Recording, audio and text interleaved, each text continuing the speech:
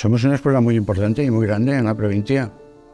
Aquí tenemos 500 deportistas. Se les dice que se tienen que esforzar si tienen que llegar a algo, que aprendan, que de lo malo también se aprende. Creo que para el pueblo de Onda y para los niños, pues que esté el Club Deportivo Onda es muy bueno. Aquí no solo aprendes a ser futbolista, sino yo creo que también gracias a los entrenadores aprendes a ser también persona. Todos los niños que les gusta el fútbol o les gusta jugar a fútbol, lo que quieren es empezar en el club desde pequeños, tener un aprendizaje en el club y ya su objetivo yo creo que es acabar en el primer equipo.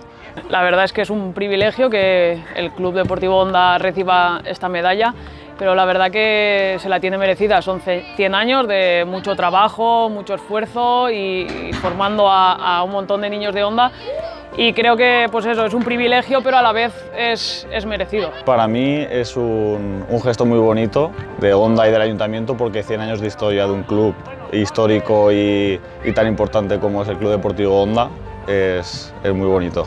Algunos se han quedado en el pueblo, se han casado, han tenido hijos, han jugado en el primer equipo de Onda también, nietos han jugado también en el equipo de Onda.